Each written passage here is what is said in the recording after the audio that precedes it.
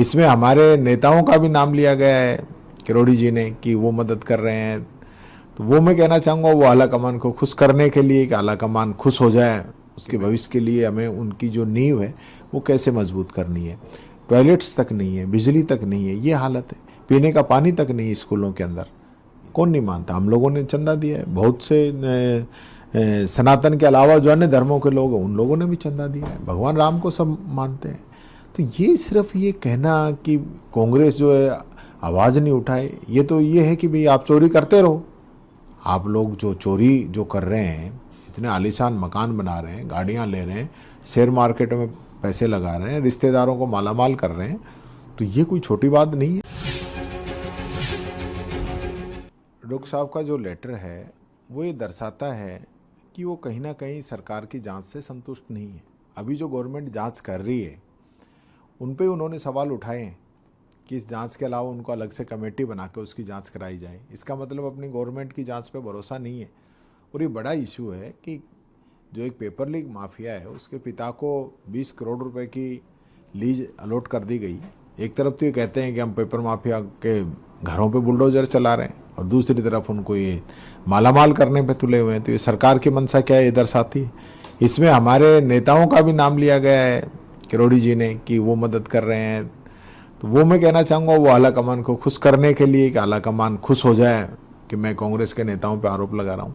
इसके अलावा कुछ नहीं है। इनके आपस की लड़ाई है, कांग्रेस पे क्यों डाल रहे हैं। एक यूडी की रिपोर्ट को लेकर क्या? देखिए, राजस्थान के अंदर ऐसा पहली बार हुआ है कि नामांकन घटा है, और नामांकन घटने के साथ साथ ड्रॉप आउट जो है अब तक का ऐतिहासिक लगभग 8 साढ़े 8 लाख बच्चे ड्रॉप आउट हुए हैं। ये कहीं ना कहीं इशारा कर रहा है एजुकेशन सिस्टम की कमजोरियों की ओर, खामियों की ओर। आज इस स्थिति के अंदर भी जहाँ डबल इंजन ये सरकार बोलती रहती है, और हकीकत ये है कि नामांकन घट रहा है, ड्रॉप आउट बढ़ रहा है, बिल्डिंगें गिर रही है, बच्चे स्कूल जाने से डर रहे हैं। जो स्कूल लास्ट ईयर डैमेज हुए, जिनको जर्जर घोषित किया, उनमें से एक भी स्कूल आज तक बन के तैयार नहीं हुआ। ये सरकार का काम है। न स्कॉलरशिप समय पे आती है, 1.5 लाख से ज़्यादा पद खाली पड़े हैं, और गवर्नमेंट जो है वाहवाही लूटने में लगी हुई रहती है। जबकि ये डेटा जो है ये बता रहा है कि सरकार किस प्रकार से निस्फिक्र है कि हमारे आने वाली पीढ़ी कैसी होगी, उसके भविष्य के लिए हमें उनकी जो नींव है वो कैसे मजबूत करनी है। टॉयलेट्स तक नहीं है, बिजली तक नहीं है, ये हालत है। पीने का पानी तक नहीं है स्कूलों के अंदर। ये गवर्नमेंट बताए इन लोगों ने पिछले 2.5-3 साल में क्या काम किया इसको लेकर।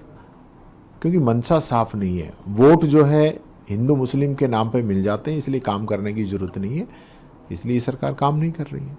एक राम मंदिर को लेकर बार बार आप मुद्दा उठा रहे हैं, लेकिन आरएसएस बीजेपी लगातार कह रही है जो लोग राम को ही नहीं मानते थे, जो कौन नहीं मानता, ये तो इन लोगों की एक आदत है। मेरे तो नाम में ही राम है, मैंने पहले ही बताया था।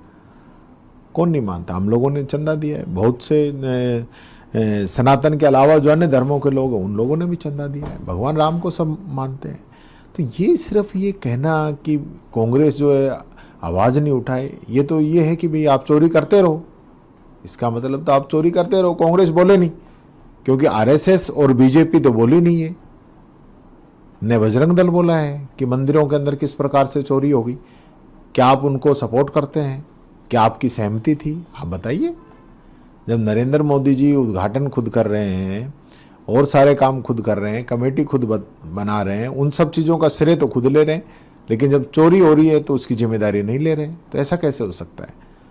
आप लोग जो चोरी जो कर रहे हैं, इतने आलीशान मकान बना रहे हैं, गाड़ियां ले रहे हैं, शेयर मार्केट में पैसे लगा रहे हैं, रिश्तेदारों को मालामाल कर रहे हैं, तो ये कोई छोटी बात नहीं है। और ये एक ही मंदिर में नहीं, अब तो कई मंदिरों की परतें खुलती जा रही हैं। अभी भी एक बीजेपी के उत्तराखंड का मामला है कि बीजेपी के नेताओं पे जो है उनके बच्चों पे गवर्नमेंट ये ट्रस्ट का पैसा, मंदिर का पैसा खर्च कर रहे हैं। तो आप समझ सकते हैं इन लोगों की मानसिकता क्या है। तो जो मंदिर को खा रहे हैं, भगवान राम के चढ़ावे को खा रहे हैं और उन्हीं के नाम पे वोट मांगते हैं, तो भगवान इनका भला थोड़ी करेगा। आप लोग राम मंदिर की बात कर रहे हैं, अचानक से जहां गवर्नमेंट बीजेपी की है यूसीसी लाने की तैयारी।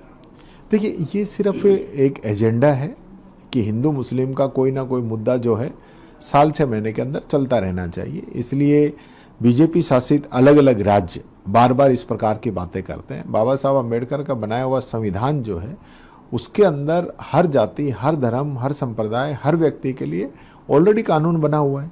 आप संविधान को क्रॉस करके कोई कानून बनाना चाहते हैं तो आपकी मंशा इससे झलकती है। तो आप, मुद्दा ये है कि राजस्थान के अंदर खेजड़ी का कानून आए कि यूसीसी का कानून आए। जिस कानून को बनवाने के लिए संत महात्मा, पूरे राजस्थान की जनता आंदोलन कर रही है, जिसके लिए सरकार ने खुद जो ये कहा कि हम जो है खेजड़ी का कानून इसी सत्र में लेके आएंगे, वो सत्र निकल गया। आज 6 महीने होने को आ गए हैं, उस पर तो कानून बनाया नहीं, यूसीसी पे कानून बना रहे हैं, क्योंकि जाति धर्म की बात करेंगे तो वोट मिल जाएंगे। यही है। अब कश्मीर, जम्मू कश्मीर में भी उमर अब्दुल्ला कह रहे हैं कि सरकार गिराने की कोशिश की जाती है, बीजेपी सभी जगह कर रहे हैं भाई, सरकारें गिराई है ना।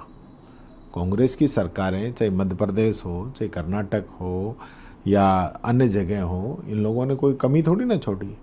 सरकारें गिराई हैं, अपनी सरकारें बनाई हैं। अभी पंजाब के अंदर देखो आप, राज्यसभा के सांसद आपने तोड़ लिए। राज्यसभा का सांसद विधायक के वोट से बनता है, 3 विधायक हैं, 7 सांसद हैं, कमाल है। ऐसा आप सीधा संविधान को ही चैलेंज कर रहे हो, ऐसे थोड़ी ना होता है। अभी आपने तमिलनाडु के अंदर प्रयास किए, अब वहाँ भी कर रहे हैं।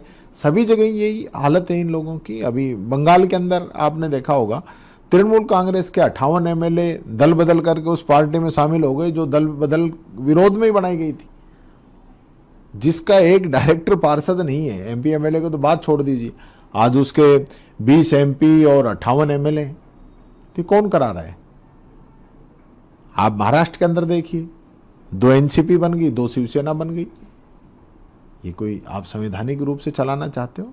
एसआईआर के माध्यम से आज आप चुने हुए जो जनप्रतिनिधि हैं, वो जो वोट डालते हैं, उनको वोट काटने का काम कर रहे हो आप। यानी एसआईआर के भी नियम पंजाब के अलग हैं, राजस्थान के अलग हैं, बंगाल के अलग हैं, बिहार के अलग हैं। क्यों भाई?